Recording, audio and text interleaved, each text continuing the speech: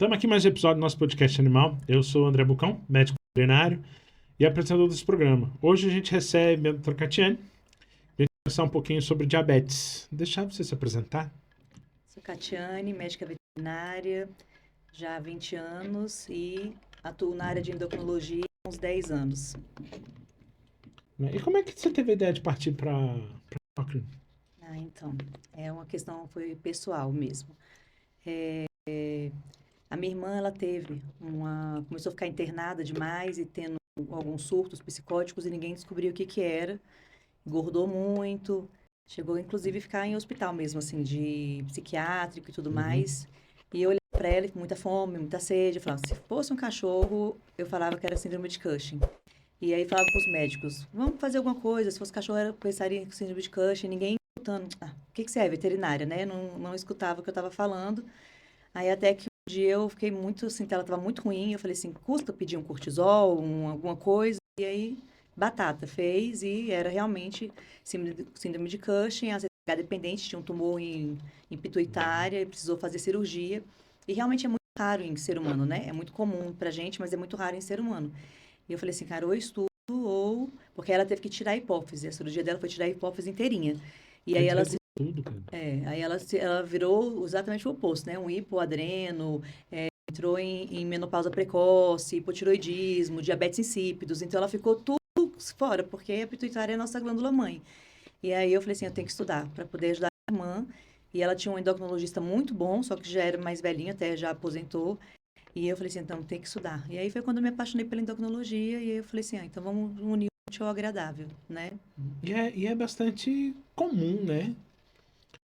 Algumas endocrinopatias. Eu não sei Muito. se ficou mais comum ou se diagnosticou-se Eu acho mais. que junta as duas coisas. Os animais estão vivendo mais, e as doenças endócrinas geralmente são doenças de pets de meia idade a idosos, então isso coopera para a gente pegar mais essas doenças e também as pessoas estão investigando mais, os aparelhos melhoraram muito, o ultrassom, quando a gente formou, era de um jeito, né? O ultrassom agora, você nem É outra acredita, coisa. assim, é outra coisa. A gente vê, assim, né, adrenal, assim, com tanto detalhe. Antigamente nem era possível enxergar um adrenal, então acho que isso corroborou muito. E também os animais estão muito mais indoor, né? Estão muito mais presentes, as pessoas começam a ter uma percepção maior disso também, então acho que colaborou muito.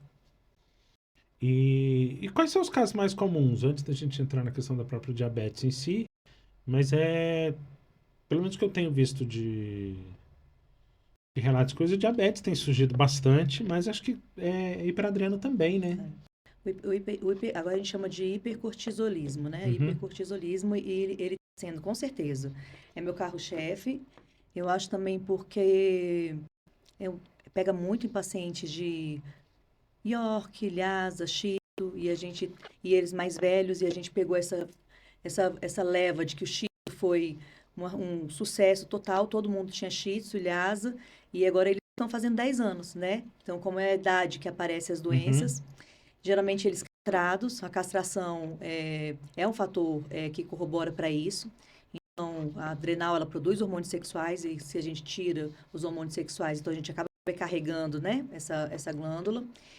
E alimentação também, uma alimentação muito desregrada, muito rica em produtos muito inflamatórios, né? Milho, trigo, soja, que também faz com que o cortisol necessite de uma produção excessiva. A vida deles muito estressantes, exatamente isso, estão mais indoor, então os Uhum. cachorros têm mais o que fazer, não passeiam. Então, acho que são todos fatores que foram pegando.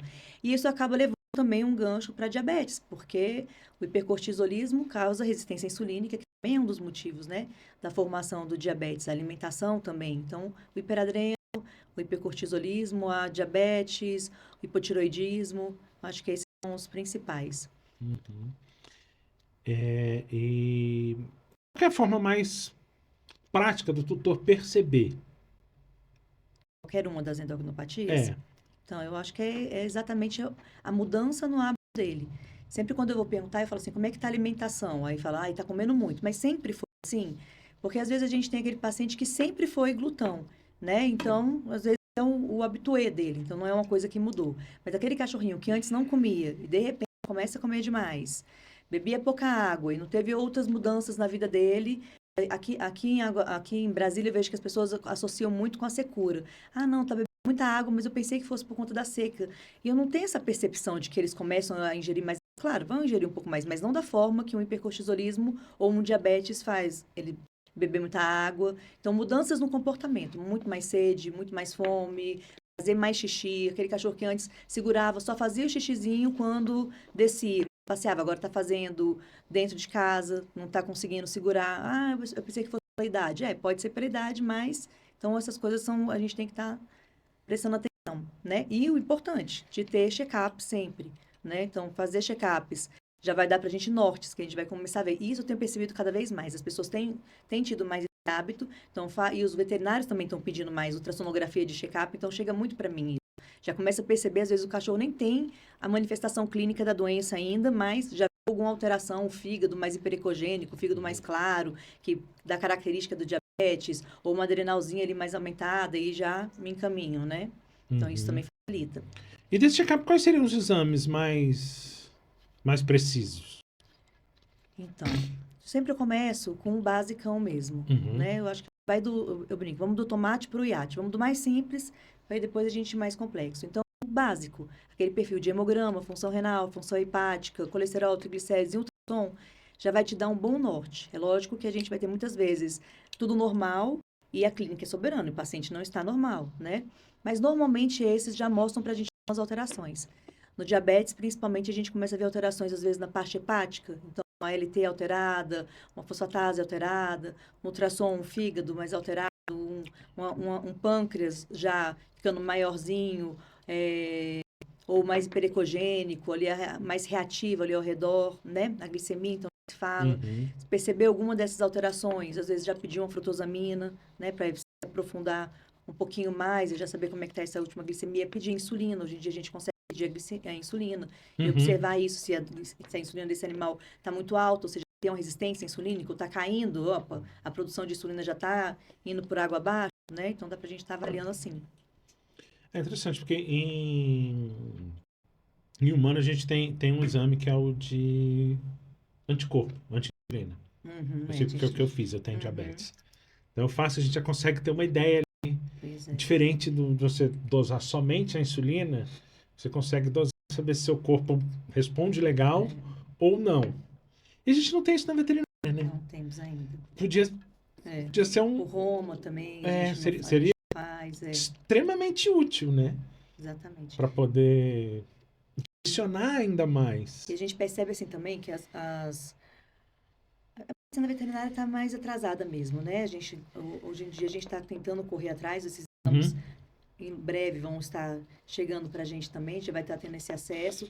Mas é isso, essa noção nossa, já que no ser humano já tem, de uma medicina preventiva e não uma medicina curativa depois, para tratar o problema já instalado. Ainda, na veterinária, a nossa medicina ainda a gente já está tendo essa mudança de visão de uma medicina mais profilática, preventiva, pensando em longevidade, mas ainda não é a realidade, não é uma exceção. Ainda, muitas vezes, a pessoa ainda fala assim, nossa, você trabalha só com a parte de endocrinologia, nossa, ainda se assusta. Tem especialidades na veterinária, né? Então a gente ainda está aquém. Eu acho que esses exames ainda não chegam também muito por isso, porque não tem procura, não tem uma saída. Então o laboratório acaba não fazendo, né? Porque não dá para ficar comprando kits assim são caros para um pedido pouco. E existem muitas diferenças entre a diabetes quando ocorre no cão e quando ocorre no gato. Isso. O cão, ele é um paciente que, na maioria das vezes, ele vai ser muito parecido com o nosso diabetes tipo 1. Então, ele é um paciente que possui uma insuficiência, uma deficiência mesmo na produção da insulina. A ação de anticorpos começa a combater o pâncreas e ele começa a ter necessidade de a gente repor essa insulina porque ele não produz mais. Então, ele realmente é dependente. Já o gato, por mais que ele também seja dependente de insulina, diferente do ser humano, ele é mais parecido com a nossa diabetes tipo 2. Ele é por resistência insulínica. Então, ele começa a ter algum fator, na maioria das vezes obesidade, que começa a fazer uma ação de resistência àquela insulina. Então, o pâncreas tem que produzir cada vez mais insulina para estar dando conta do recado. E aí, com isso, produz insulina e produz amilina junto. E a amilina é um hormônio que age na saciedade, mas quando ela se deposita no pâncreas, ela vai formando amiloidose. Então, esse pâncreas para de funcionar. Por isso que o pâncreas, o gato, às vezes a gente consegue remissionar, porque ele não é, o pâncreas não para de funcionar, né? Ele trabalha tanto que ele cansa. Mas se a gente fizer as coisas todas certinhas, pode ser que ainda tenha uma parte dele ali funcionando e a gente retire ele daquela situação. É claro que nunca mais vai ser a mesma coisa, né? Um pâncreas ferido, um pâncreas que já foi diabético, ele sempre vai ser um pâncreas capenga. Então a gente sempre vai ter que estar tomando cuidado com aquele gatinho. Mas ele pode remissionar e se fizer tudo certinho, na maioria das vezes, em relação à manutenção de peso e alimentação mesmo, a gente consegue, né? Manter ele sem necessidade da aplicação da insulina. Mas no momento que ele tiver diabético, ele sempre vai ser dependente da aplicação da insulina. Diferente do ser humano, que normalmente é mudança de vida, atividade física, né? Às vezes utiliza até uma insulina ou até mesmo análogo de GLP ali por algum período, uma hipoglicemia antioral, mas no gato isso não funciona. Se a gente entrar com hipoglicemia antioral, que na maioria das vezes fazem com que o pâncreas produza mais insulina, você imagina, você vai estar batendo no pâncreas que já está machucado, né? Então essa é a diferença primordial deles. Então, cão mais diabetes tipo 1 e o gato mais diabetes tipo 2. Mas pode acontecer também de um gato ser por deficiência mesmo, tipo 1, e o cachorro também ser por resistência. Por exemplo, no caso do síndrome de Cushing, né? Normalmente eles se tornam diabéticos porque ela é hiperadreno, e aí se tornaram diabéticos, é um tipo 2. E, e acaba que os sinais também acabam ficando, alguns deles são muito parecidos, né? E aí, geralmente, quando o tutor percebe, Já era, né? já tá. Eu sei porque os que já chegaram pra mim com a primeira que ele parou de enxergar, uma catarata É, lascada. Aí você vai ver a glicemia, o aparelho nem marca. exatamente. É exatamente isso. O diabetes acaba sendo diagnosticada antes do hiperadreno, por mais que o hiperadreno, a síndrome de Cushing tenha vindo antes da diabetes. Porque o que incomoda mais vai ser isso, vai ser o que vai fazer mais percepção, né? Vai ser a cegueira, né? Porque normalmente comer demais ou beber água não é uma coisa que incomode muito, a não ser que seja exagerado, porque a gente acha que é bom. Ah, ele tá comendo, tá ótimo, entendeu? Ele tá bebendo água, tá tudo bem. A gente se incomoda normalmente quando acontece o contrário. Quando para de comer, quando para de beber água, isso chama a atenção do tutor. Agora, se tá comendo, tem que estar muito exacerbado. Agora, a cegueira de uma catarata não tem jeito, né? Que é de uma hora pra outra. Eu brinco que é aquela cegueira que dá para acreditar mesmo, que foi mas foi de ontem para hoje. Essa eu sei que foi mesmo. Foi de ontem para hoje, de uma hora para outra. Eu já peguei uma, uma cadela que só descobriram a questão da diabetes pós cirurgia no olho, que ela fez uso, se não me falha, de um colírio, um corticoide. E aí, coisa assim, de 2, 3 dias estava beleza e a catarata Explodiu, pipocou. né? E aí foi por conta disso. É só a gotinha d'água ali, né? Que estava precisando ali e a gente tinha o cristalino não consegue filtrar aquele tanto de glicose que está entrando ali dentro, rompe o cristalino mesmo. Então é realmente assim, de uma hora para outra. E o fator mais complicante no tratamento acaba sendo o tutor, É, não é? é verdade. Ele poder seguir as orientações certinho. Os dois extremos. Ou o que não segue e não vai fazer a curva glicêmica e que não consegue aplicar insulina, ou que não entende a gravidade da situação de que aquele pet, aquele cão, aquele gato não produz insulina, ele é dependente dele todos os dias, 2 vezes ao dia. Não dá, eu vou deixar os gatos no final de semana.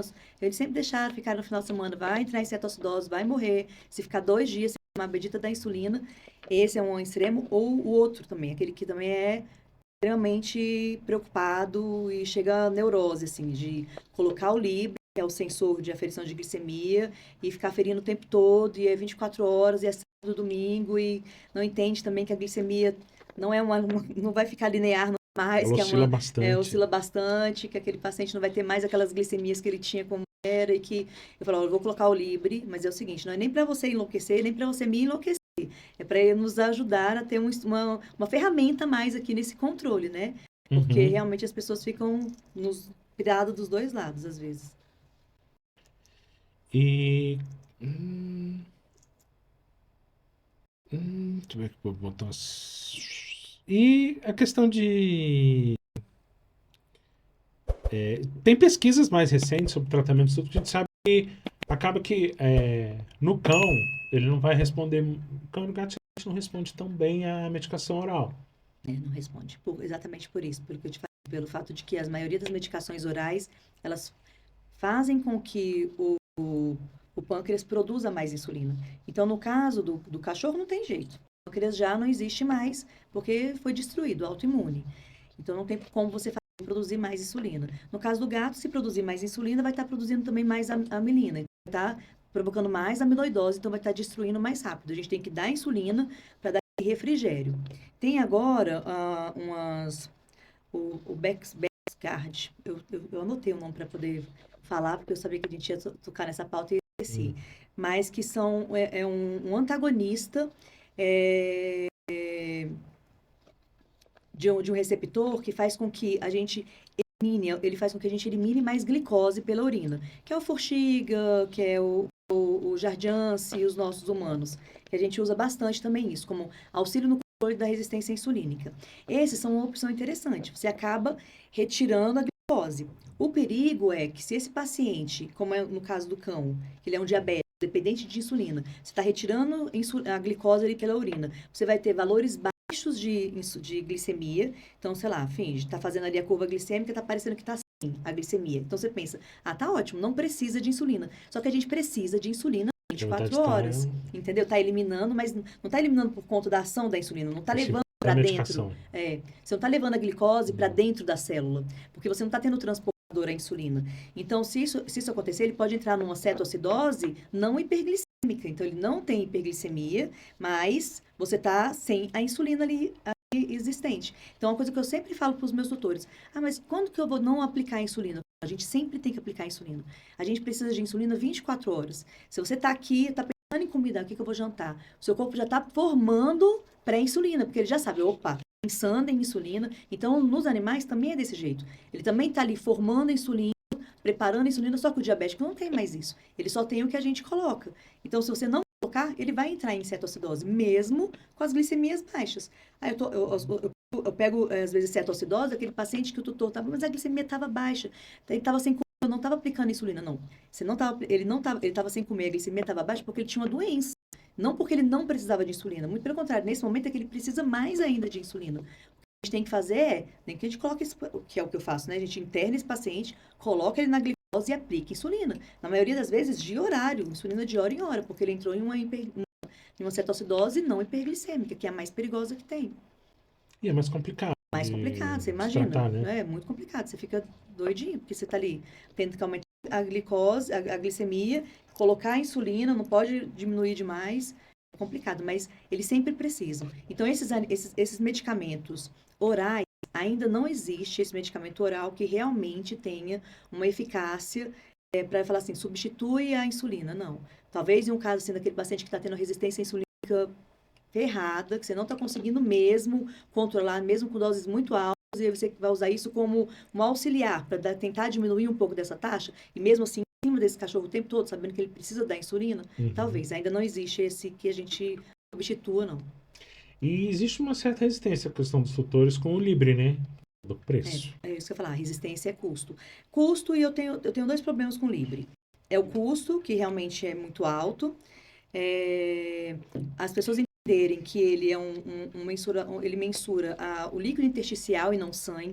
Então, não vai ser uma curva da glicemia, Precisa, né? não vai ser isso. Só que como a gente vai inserindo somente aquele valor, só daquele líquido intersticial o tempo todo, aquilo vai passar a ser, naquele momento da curva, o nosso parâmetro. O parâmetro que eu vou seguir, então não adianta a gente pensar que a gente vai estar comparando o sangue e o Libre, né? O único momento que eu peço para o tutor, ou às vezes um paciente que está internado, comparar é quando dá uma hipoglicemia. Porque aí eu preciso saber, esse Libre está lendo direito? Será que... Porque o Libre é assim, ele é um sensor que ele vem uma agulha, né? É um catéter, que aí você faz um carimbão, carimbou, saiu a agulha, ficou o catéter ali dentro. Aquele catéter ele pode entupir, aquele catéter ele pode dobrar, aquele catéter ele pode sair dali de dentro. É igual um catéter na veia mesmo. E pior ainda, né? Porque tá ali no subcutâneo. Então, pode estar dobradinho e às vezes não tá lendo e tá dando erro na leitura ou dando baixo, e às vezes é por conta disso, do erro no catéter e não porque o cachorro tá com a hipoglicemia mesmo, né? Eu já tive caso de pegar o tutor, tá dando hipoglicemia, eu falei, vamos, faz mel caro. O mel caro, que é aquele mel de antigamente, é um mel que eu gosto de usar para SOS. Faz absorção rápida, né? Absorção rápida, é mel de arroz, né? De milho, sei lá. É glucose de milho. É glicose de milho. Aí eu falei, faz mel caro, faz mel caro. E aí depois o glicemia do cachorro ficou, sei lá, uns 3 dias assim, ai. Porque na verdade era o Libre que não estava lendo direito. E aí eu falei, não é possível, não é possível. Faz no sangue aí, vamos ver. Porque eu acho que ela estava viajando, estava secretária, não tinha quem fizesse. Eu falei, não, leva no veterinário e faz no sangue pra gente ver. E aí era isso, não era por conta que estava E acaba mesmo. que quando você manda para o laboratório é melhor do que o da fita. É, melhor. O da fita a gente tem um problema muito grande, porque é validação. A gente não, os glicosímetros, eles não são validados na veterinária. Uhum. Então, eles são validados, e mesmo em humanos, eles poucos são validados. Então, se você pegar assim, uma série de glicosímetros, você vai ver que cada um afere sua glicemia de uma maneira diferente. E essas oscilações graves, às vezes, assim, de, sei lá, de 40 pontos, sabe? Oscilações graves. Então, são poucos os glicosímetros que são confiáveis e são validados. A maioria que era validada até vai saindo do mercado, porque eles vão lançando algumas coisas mais modernas e aí não tem trabalho que validou isso na veterinária, então a gente acaba Porque a usando, gente tem aproveitando. alguns que são de uso veterinário, Mas mas também eu não tive boas experiências. eu nem risquei de ter lá É, no consultório. que até me deixaram uma vez um lá, porque me falaram que tinha uma precisão muito boa, assim. Eu não sei, eu não tive não tinha um N muito bom, assim. Uhum. E aí eu fico com medo de estar deixando de usar um que a gente já está habituado, né? Mas, e até mesmo os da veterinária também eles lançam como nome de veterinária, mas também não teve um trabalho por trás, assim, com a validação mesmo com o N bom de pacientes, né? E aí você faz no laboratório é mais tranquilo, mas aí você tem que coletar no tubo certinho e tudo mais. Então acaba que você tem que acreditar naquele ali. A maioria das vezes eu uso o AcuCheck mesmo, que é mais fácil de estar encontrando, as fitas são mais fáceis de estar encontrando. Prefiro usar o guide que tem a pontinha, assim, a quantidade de sangue que precisa usar é menor, então é mais fácil para o tutor, sabe? Porque aqueles que a gente coloca, que o ser humano coloca o dedo, para usar isso, para colocar na orelha, para o cachorro, para fazer no cachorro ou no gato mais é muito complicado. difícil, né? Já, Então, já trabalhei em clínica que tinha desse. Eu já usei desse também. E hoje em dia eu uso o da pontinha, o da né? pontinha, que é melhor.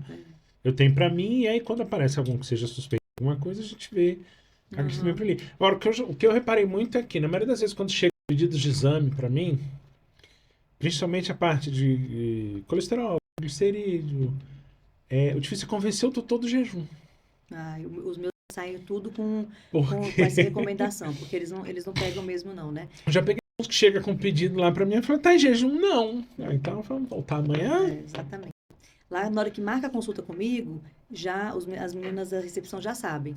Olha, vem em jejum de 8 a 12 horas, porque pode ser que a doutora precise de algum exame, então já vem preparado. E na minha receita também eu já coloco jejum de 8 a 12 horas. E nem adianta, não dá para pegar. Porque normalmente esses pacientes, eles também têm muita hiperlipidemia. Ou seja, eles têm o colesterol e triglicérides muito alterados. Então isso interfere muito na leitura. Os meus pacientes geralmente são, eu brinco assim, não tem um que esteja um problema só, né? Paciente endocrinopata Realmente é um conjunto. é um conjunto, né? E por quê? Porque na maioria das vezes a síndrome de Cushing, como o nome diz, é uma síndrome. Então envolve todos os órgãos e a diabetes é uma das possibilidades de acontecer. O diabetes em si só também pode ser considerado uma síndrome, porque envolve todos os órgãos. Você vê, parte oftálmica, neurológica, hepática, renal, pressão, tudo interfere nesse paciente, né? E quando a gente fala, principalmente nesse conjunto, pois muitas vezes, por exemplo, esses que chegaram para mim com catarata, por exemplo, é difícil você convencer o doutor. Ó, primeiro a gente precisa estabilizar ele para pensar numa cirurgia de catarata.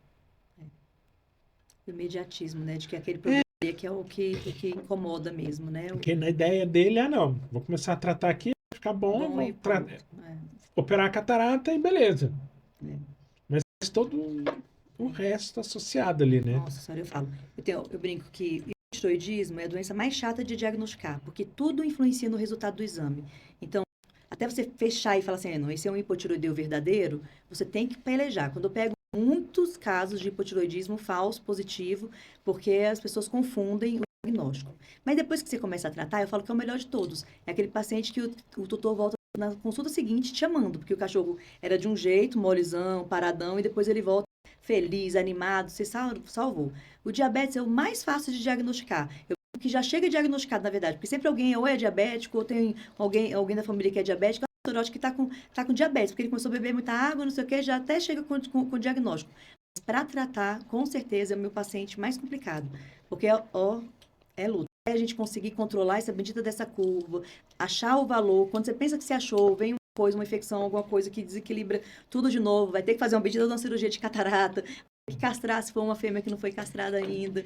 E aí acaba que tudo isso acaba interferindo também no seu Tudo, controle. tudo interfere. Porque eu penso, para o paciente diabético, vai indo super bem, aí pega uma pancreatite. Acabou. Lascou Lascou tudo que você fez. Tudo que eu fiz, exatamente. Tudo. Pegou uma giardia, pega uma gastroenterite, acabou tudo. Qualquer infecção que seja vai estar influenciando no nosso tratamento. E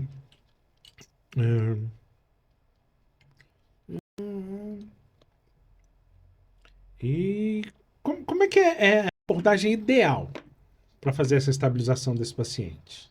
Vamos lá. Obviamente a gente está, como eu falei, a gente está pensando no ideal, não no real. Porque é o mais complicado. Como eu falei, exatamente você convencer o tutor a fazer aquilo tudo. Ele percebe assim, beleza, quando eu fiz, ele ficou... Normalmente, o paciente diabético, como as pessoas associam com diabetes humano e sabem que é muito grave, então o paciente, um tutor que é mais fácil da gente chegar. Na verdade, o que eu percebo, talvez seja uma realidade diferente, é que quando a pessoa vem para o endócrino, ele já vem com a cabeça mais formada da gravidade ou da importância daquela coisa. Já é uma pessoa que já tem uma visão diferenciada, né? Percebe-se, não, esse caso precisa de um atendimento especializado. Então, eles já chegam para mim realmente com uma postura diferente, já de aceitação. Raras as vezes que eu faço o diagnóstico no consultório, cada vez menos acontece isso, né? Porque eles já vêm encaminhados de um colega para mim, que também é coisa que mudou bastante. Graças a Deus, cada vez mais os colegas têm encaminhado e têm percebido a importância disso, né, da especialidade. E o que eu vou passar para o tutor é que, principal, são os 4 P's do diabetes. Esses 4 P's é o que vai estar norteando o nosso tratamento do início ao fim, ao resto da vida desse paciente. Que é a poliúria, muito xixi, polidipsia, muita água, polifagia, comendo demais e perdendo peso. Se algum desses P's estiver descontrolados, o nosso diabetes não está legal. Ah, Catiane, então você só vai se contentar com os 4 P's controlados? O ideal seriam os 4 P controlados. Às vezes, o ideal não é o real, né? Então, mas poliúria, polidipsia e perda de peso, esses a gente consegue controlar bem. A polifagia, geralmente, a gente tem pacientes que às vezes já eram muito glutões, já gostavam muito de comer. E eu brinco, o diabético tem vontade de comer. O diabético que não come é o diabético que me coloca com o cabelo em pé. O diabético, ele gosta de comer. Mas, às vezes, você não consegue controlar a polifagia assim, 100%. Muitas vezes também tem um hiperadrena aí que está com as mesmas manifestações clínicas. Só muda que o hiperadreno não perde peso, né? Os outros 3 P's todo tem. Você ainda não diagnosticou um hiperadreno, que também é uma coisa que você tem que estar buscando. Outra coisa também que a gente sabe, que a polifagia não é simplesmente igual a nossa. Tem a fome, a vontade de comer, tem outros fatores que são multifatoriais, outros fatores que vão dar a necessidade da saciedade ou não. A gente sabe que tem vários hormônios intestinais, os GLPs que mexem com isso, e eu percebo que esses pacientes são desbióticos demais, até por conta da glicemia muito alta. Mas esses 4 P seria o ideal para a gente estar controlando. E aí a gente faz um ajuste fininho, assim, com a curva glicêmica. A curva glicêmica, que com o advento do Libre, me facilita muito a vida, porque nessa época que não tinha o Libre, para mim era uma coisa muito difícil. Fazer o tutor, às vezes, bendito, pelo menos 3 curvas para mim, até o retorno depois de 10 dias, me trazer pelo menos 3 curvas com glicemia de 2 em 2 horas. Era muito difícil, eu entendo que era difícil. Às vezes a pessoa nunca nem encostou numa agulha na vida. O cachorro tá doido lá, já não tá mais aguentando ser furado. É difícil pra gente, quando fica um paciente internado, ficar furando. A gente mesmo pede para colocar o Libre para facilitar a vida, né? Não pro tutor. Mas agora, com o Libre, facilitou muito. Ele tem as desvantagens que a gente estava falando disso, de custo, tem a desvantagem de também bicho magro, é muito ruim. Eu acho que tem que ter uma gordurinha ali, um subcutâneo, para o catéter ficar bem encaixadinho. E não só, dependendo da magreza dele, até para aderir aquele adesivo fica mais complicado. É muito complicado. Magro é difícil demais. Porque ele tem que estar o mais retinho possível. Pra você conseguir colocar. E às vezes pra você encontrar, quando é aquele magrelinho, pra você encontrar o espaço intercostal que eu gosto de colocar ali na costela, às vezes, nossa, bate bate no osso. Às vezes é tão magro que bate no osso e não fixa, né? Então até trava assim o Libre, que é outro problema. Mas com o Libre facilitou muito minha vida e dificultou também ao mesmo tempo, porque agora eles me falam, é 24 horas, né? Me passando glicemia o dia inteiro, tá tanto. Aí eu vejo uma questão, é porque eu tenho a endócrino, falta só chegar meu certificado, tô numa briga com a UNB por conta da porcaria da greve, eles não me mandam meu histórico.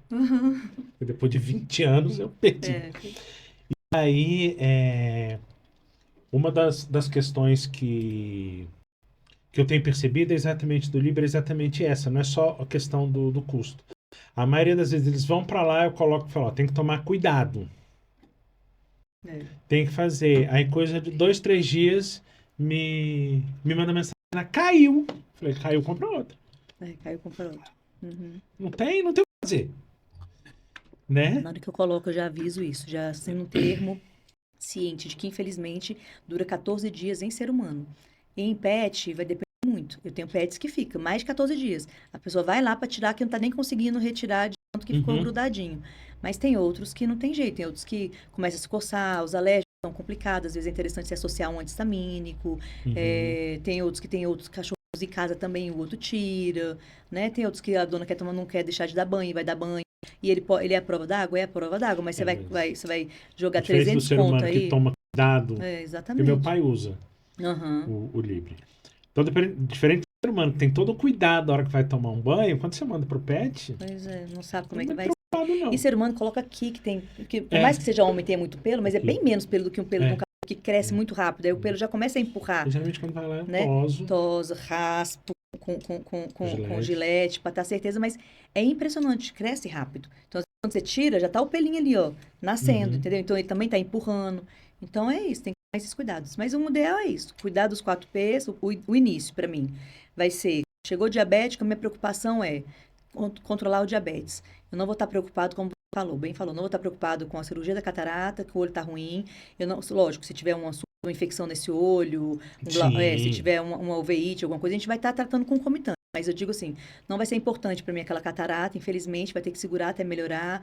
Eu não vou estar preocupada naquele momento, com outras coisas, diagnosticar que se tem um hipotiroidismo, se tem um hipercortisolismo, não quero saber. Eu quero, nesse momento, que aquele tutor entenda que aquele pet precisa tomar insulina 2 vezes ao dia, que ele tem que se habituar com essa rotina de vida, de aferir glicemia, de aplicar a injeção, de modificar a parte alimentar, que também já é uma coisa que eu já começo a estar conversando bastante, essa questão da mudança de alimentação, da rotininha da vida deles, e aí a gente vai para frente, no retorno, quando vê, como é que ficou? E acaba que envolve a família inteira, né? Inteira. Quando tem muita gente também envolvida demais, assim, que é família muito assim em cima do cachorro ou do gato, complica. Porque eu falo, toma cuidado, meu medo é sempre, às vezes, passar da insulina demais. Porque já peguei casos assim de que o pai fez, aí saiu para trabalhar, não avisou, aí a esposa fez, saiu para trabalhar, não avisou, entendeu? Vem outro fez de novo, sabe? Aí chega com hipoglicemia. Então, marca, eu sempre converso, deixa uma pessoa responsável, ou marca um local se fez ou se não fez, para Deus me livre não correr o risco de acontecer alguma coisa desse jeito. É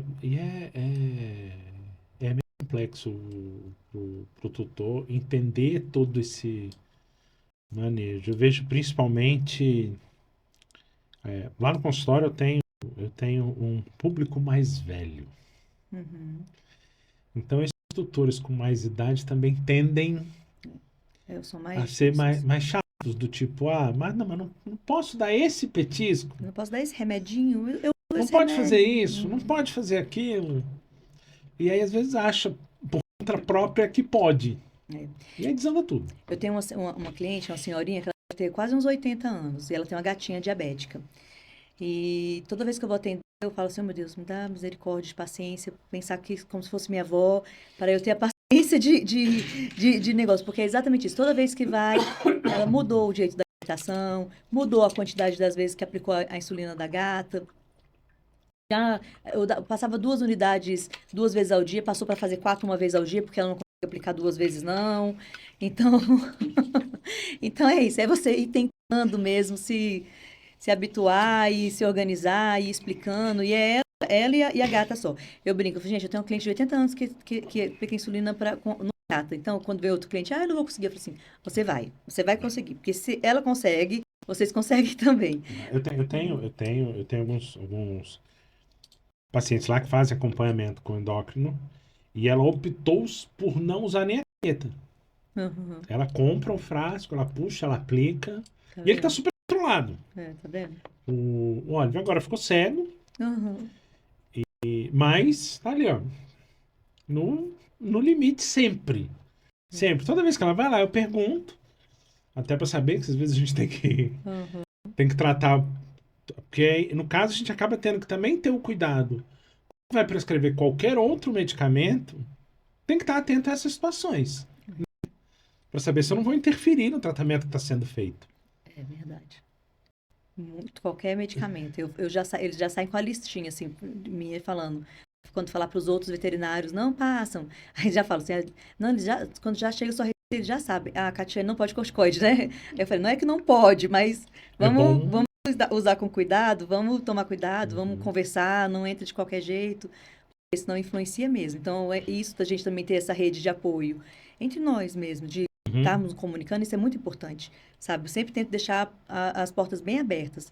Ah, tô aqui com o seu paciente, ou falo que tá com um paciente seu, eu auxilio, eu dou um suporte, eu falo, não, isso pode, não pode, não, não tem Uhum. problema nenhum, porque a gente já pegou problemas sérios, assim, de pegar e não avisar, e fazer cirurgia, e usar corticoide, e E, e, desestabilizar e, e tudo. cirurgia é uma coisa que destabiliza bem, né? Desestabiliza muito, muito. A anestesia, de forma geral, altera muito, altera a pressão, a glicemia fica alterada. Se não fizer o cuidado pré-operatório mesmo, para estar colocando na mesa cirúrgica no horário correto, cada vez mais eu tenho colocado os meus pacientes diabéticos para cirurgia no período da tarde, para você não deixar de fazer. Antigamente a gente tinha aquela mania de pegar assim, aplica metade da dose, faz o jejum e aplica um terço da dose. Isso desestabiliza muito, muito mais. Então, ultimamente eu tenho, come de manhã, aplica a insulina normal, faz a cirurgia mais de tarde, porque na hora que é voltar da cirurgia, já pode comer de novo, fazer a comida por sonda, que Uhum. seja, e aplicar a insulina novamente, que a gente consegue estar controlando melhor esses pacientes. Então, eu tenho feito. E fora que o retorno anestésico, dependendo da empatia, complica também. Eles são muito, muito complicados. Pressão oscila demais. E eu acho que é o que mais assusta, assim, os anestesistas, na verdade, eu acho que é essa questão. Mais do que a glicemia, por mais que a glicemia assuste também. Uhum. Mas a pressão, ela realmente ela oscila demais. Tem que tomar muito cuidado. É, porque eu já peguei animal para fazer mastectomia. E ela tinha um tumor de adrenal considerável. Uhum. E se for o cromocitoma, aí, e se tiver liberação de catecolamina na hora da cirurgia, vai estar alterando tudo. As cirurgias de adrenal são um capítulo à parte de todas essas complicações na E anestesia. o pós-operatório de cirurgia de adrenal é muito complicado. É complicado. Geralmente a gente, graças a Deus, a gente tem feito bastante, muito mesmo. Tanto na Petit, que eu Uhum. tenho duas clínicas, né? Tenho a Petit e tenho a Sensipet na Asa Sul e a Petit em Águas Claras. Eu pego muito pedido de exame lá da É, Sensipet. Pois é. A gente tá nas duas. E a gente tem feito bastante a cirurgia renal, graças a Deus, com muito sucesso, mas é uma equipe bem fechada, assim mesmo, Uhum. de cuidado, assim, de pós-operatório. Eu em cima, normalmente são 5 dias de pós-operatório que eu não durmo. São 5 dias que eu fico em cima desses cães, porque realmente oscila muito. Se for hiperadreno diabético, então, da cirurgia da adrenal, aí que a coisa fica mais complicada. Mas só a cirurgia de adrenal por si só já é um capítulo à parte. E É porque ela normalmente tem, ela tem, ela tem invasão de ponto, descompensa muito, né, no pós-imediato. descompensa. A pressão, se você não tomar bastante cuidado, descompensa mesmo. A gente está tendo. A gente bolou agora já um protocolo bem estruturado, a gente depois. Acho que é isso, é curva de aprendizado mesmo, né? E aí agora as coisas estão indo mais lineares, mas quando a gente pega um feocromocitoma, É o mais balança, chato, né? é chato. Para a cirurgia é o mais chato. Depois que acabou a cirurgia, é mais fácil. Mas para a cirurgia em si é chatinho mesmo. E quais são as complicações mais comuns desses pacientes com diabetes? Vamos lá. O que eu pego mais hoje em dia, eu acho que concomitante, a diabetes e eu falo que é uma síndrome metabólica, né?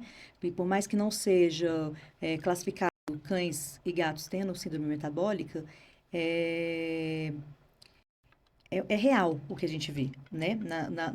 Como eles ficam com esteatose hepática, com alteração na vesícula biliar, formando lama na vesícula, mucocele grave, né? Então, essa é a principal. E também por conta da alimentação. Na verdade, a maioria deles se tornaram diabéticos por conta de uma vida de uma alimentação correta, uma castração precoce demais, um monte de coisa que, né, que seria outra Uhum. conversa, outra sentada dessa. Mas depois disso, então eles chegam para mim com esteatose, com lama na vesícula biliar, com alterações em adrenal, que às vezes não são alterações hormonais, não é um hipercortisolismo, mas é uma hiperplasia inflamatória que a gente também tem que estar tratando, as hiperlipidemias, né? Aí tem as alterações, principalmente no caso do cão, na parte oftálmica, a catarata, né, que é real, eles têm expressão de aromatase muito maior no olho, e o gato nas alterações periféricas. Então, eles têm muito mais neuropatias periféricas, então sentem mais dor, né, do que os cães. Alterações na pele também, dermatológicas. Eu brinco que eles são tudo docinho. Então, tudo que é cistite, é uma coisa que acontece demais, muita cistite. Então, como fica mais doce, as infecções bacterianas ficam muito mais Isso. fáceis, né? Então, cistite, as dermatites, e a catarata e a neuropatia diabética, acho que seriam as piores. Neuropatia diabética, acho que é mais complicado, né? De você perceber. Eles começam. é, às vezes é um fazer xixi no lugar errado. Que aquele gato já tá te mostrando que ele tá com dor, Uhum. sabe? Ou andar. Dono de gato, geralmente, ele é perceptivo. Então, eu já começo a perceber, porque eles já começam a me contar, tá andando diferente. Tá andando meio que na pontinha dos pés, ou a chinelada. Quando tá chinelada, o trem tá ruim mesmo, sabe? Tem um dermatologista que falou com meu pai que ele tinha um Maine Coon diabético. Uhum. Você vê que ele andava A bem chineladão. chinelado. Já é um gato grande, Grande. Exato, imagina. né? E o Billy foi até acho que uns 10 ou 12 anos. E Uhum. desse metade da vida dele foi diabético. Coitadinho. Mas é uma coisa que, se você entrar com um analgésico bom e controlar a glicemia, para, entendeu? Mas Volta. que eu falo assim, é difícil você perceber que, que é uma neuropatia diabética. Pode ser. É mesmo porque às vezes tem uma neuropatia se formando diabética em animais que nem são diabéticos, só estão tendo uma Uhum, resistência insulínica. Eu tenho o caso de uma gata, da mocinha. Ela, ela tinha uma doença inflamatória intestinal, precisava usar corticoide.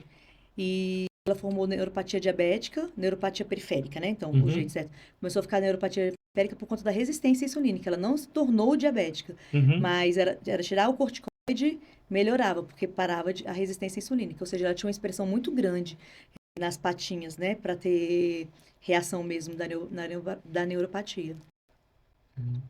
E é complicado, você, o meu TCC foi, depois foi neuropatia diabética. E é complicado você, o próprio tutor perceber que pode Que ser. aquilo é, né? É, Dor, né? Uhum, porque é um sinal muito inespecífico, né? por assim dizer, né? É. Pro tutor perceber. Às vezes pensa em qualquer coisa, mesmo menos que é uma coisa É, da diabetes. É verdade. é. E como é que você vê as possibilidades futuras de tratamento?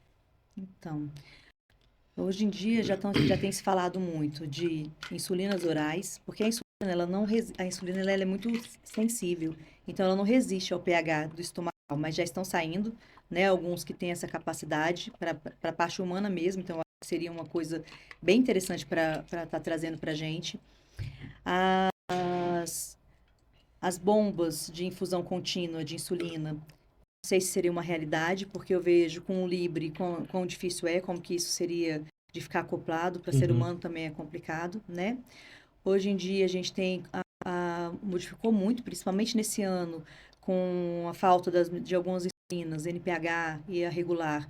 A gente já tem novos protocolos com insulinas modernas que a gente não usava, como a Glargina, Toujou, né? Que antes eram, a Detemir também tá em falta no mercado, mas coisas que antes a gente não falava, a gente só tinha a possibilidade, só usava a NPH regular ou a caninsulin, e agora a gente já consegue fazer uso de insulinas mais modernas e com efeitos muito bons. Eu tenho gostado bastante de utilizá-las, né? Então eu acho que é por aí.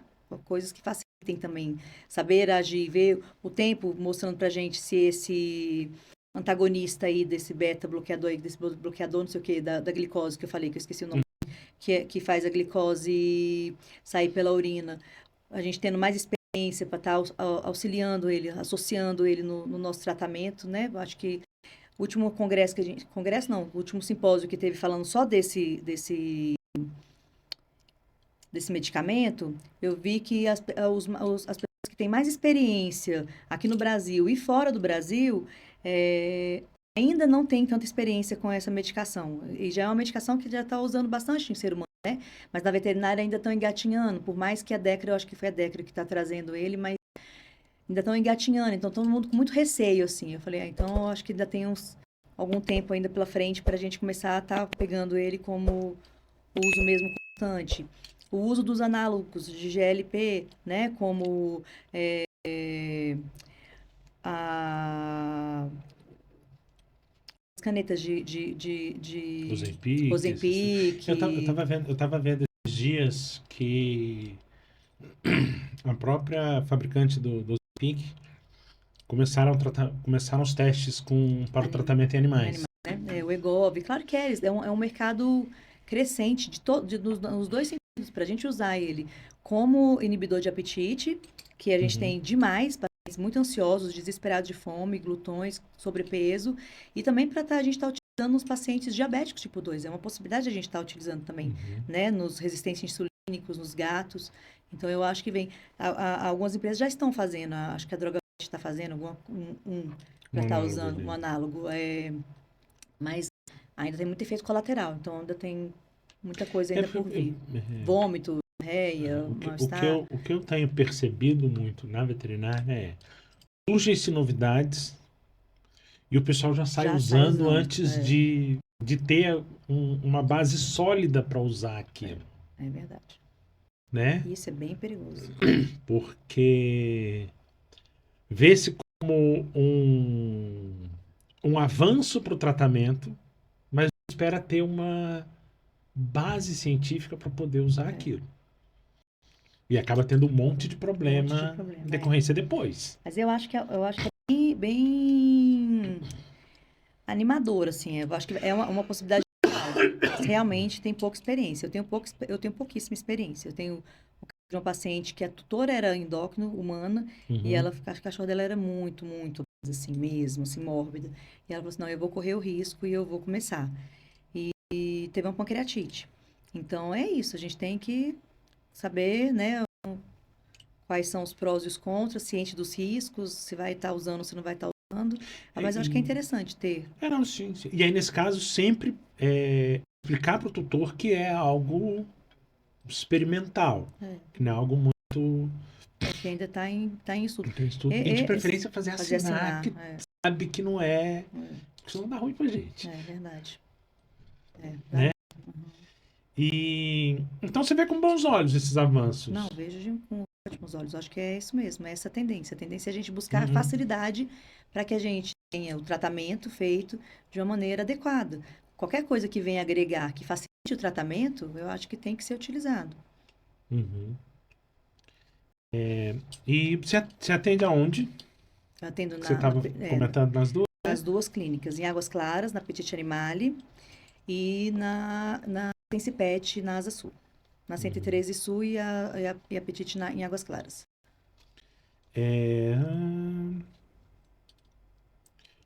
Geralmente o pessoal separa algumas notícias pra gente comentar.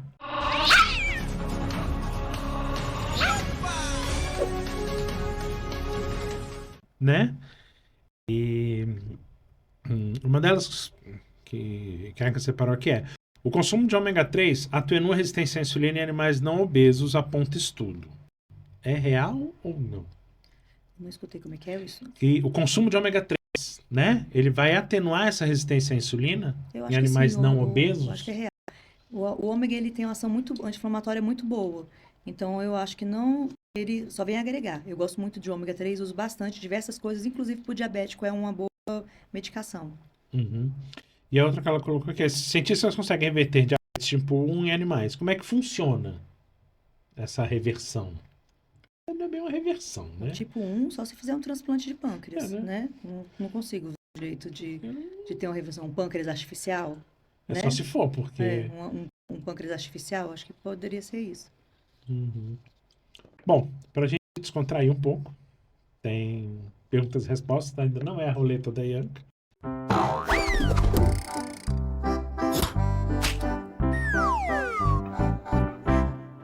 Eita, vamos lá. Temida. Qual que é o seu animal favorito? Ai, meu Deus, cachorro.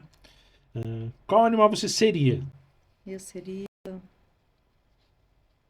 acho que um gato. E quais são os principais desafios hoje enfrentados no tratamento da diabetes em pet? Eu acho que é conscientizar o tutor da importância da alimentação dentro do tratamento, de fazer o tratamento preventivo. Acho que esse é o maior desafio.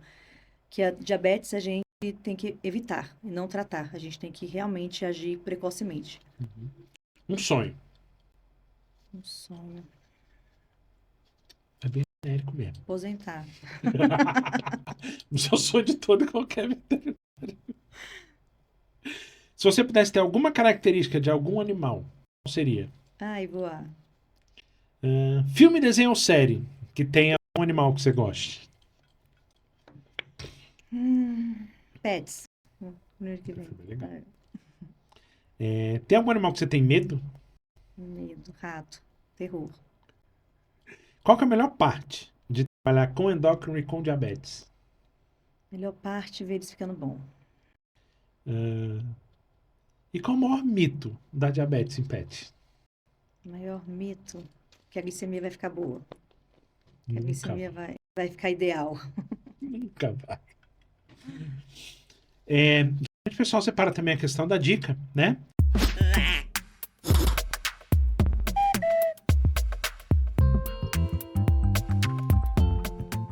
E qual dica que você daria para os tutores que descobriram que seus pets estão com diabetes? Ai, dica que eu daria. Mude a alimentação deles, urgentemente. Tente fazer a alimentação menos industrializada possível. No caso dos gatos, principalmente, mais proteína, mais água, ração úmida, se não tiver jeito de sair da industrializada, vai para um alimento úmido, que eu acho que essa é a maior dica. Você não vai conseguir fazer um gato deixar de ser diabético com ração seca. E qual dica que você daria para os estudantes veterinários que querem atuar com endócrino? Eu acho que você tem que ter uma boa bagagem como especialista, como clínico primeiro, porque endocrinologia com certeza é a especialidade que envolve todos os órgãos. Então você tem que ter uma boa visão clínica para ser um bom endocrinologista. Bom, vamos para a roleta da Ianca.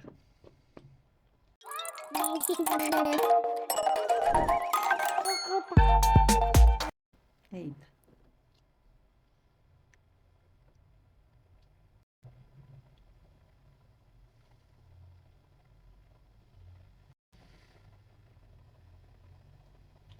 Maior número de animais que você consegue falar em 30 segundos. De qualquer um. Qualquer um. Você ia botar o cronômetro para lá e vai. Macaco, cachorro, gato, sapo, rato, peixe, hamster. Ai, meu Deus, iguana, girafa, leão, lobo, macaco já falei, anta, capivara, lobo já falei, tigre, onça, rinoceronte, elefante. Oi? Oi, passarinho, papagaio. Quantos, Ianca? 20. Tá entre os top 5, não tá? Acho que sim. Então não foi tão Tá ruim, ali não. no top ali. Né? Queria agradecer, Obrigada, realmente. vovó, eu Eu acho agradeço. assim, endócrino, como eu falei, é uma parte que eu gosto. Eu comecei a estudar e resolvi fazer especialização por conta da minha diabetes. Aham. E aí eu tô nessa briga por conta da porcaria da liberação do meu histórico da graduação. Que é só o que falta eu anexar lá para eles poderem mandar o certificado. Você fez em São Paulo? Não, eu fiz. Eu fiz EAD, na verdade. Entendi. Porque a minha ideia, quando eu resolvi fazer, exatamente eu pensei da seguinte forma, cara, eu tenho diabetes, eu já leio pra cacete a respeito. É lógico. Então vamos tentar jogar pro lado de cá, né? E aí eu terminei, tá faltando receber o certificado, comecei agora um ano de farmacologia, porque eu tô à toa. Comecei de pouca coisa, farmacologia. né? E aí Tá fora isso ainda tem a ONG. Tá parecendo eu. Aí fora isso ainda tem a ONG, que atende morador de rua. Até Nossa. eu me acho que eu arrumo tempo, não sei nem de onde. Mas eu acho que a gente conseguiu pelo menos trazer algumas informações iniciais e mostrar a importância que tem de você se preocupar não só com a diabetes, mas com a parte endócrina também. Que eu acho que das especialidades é a que tem menor visibilidade e a maior importância. É verdade. Porque com o endócrino você acaba controlando tudo. Você vai desde o desenvolvimento inicial, perda de peso, isso tudo entra ali, né? Eu não entendo que no ser humano, a gente percebe muito o quão todo mundo tem que passar uma vez no endocrinologista, porque sabe o tanto que é importante, né? Na veterinária, a gente pensa que nossos bichos não têm hormônio. Mas eu acho que é muito pela nossa cultura de que tira hormônio. O problema que tem, tira hormônio, né? E aí seria para uma outra conversa, que é a questão da castração, que ainda se tem muita ideia de que castração é necessária, que tem que fazer. E a gente sabe que tem as indicações certas, né? Mas redes sociais, para quem quiser entrar em Doutora contato. Catiane.endócrino. Dizer que aqui a gente conta com o apoio do Ilha Brasil. Temos estúdio de podcast, tem estúdio com aqui, tem estúdio de cenário fixo, tem a galera que faz a parte de tráfego, tem a equipe de marketing, tem a equipe de produção que é excelente. E dizer que é isso. E até semana que vem.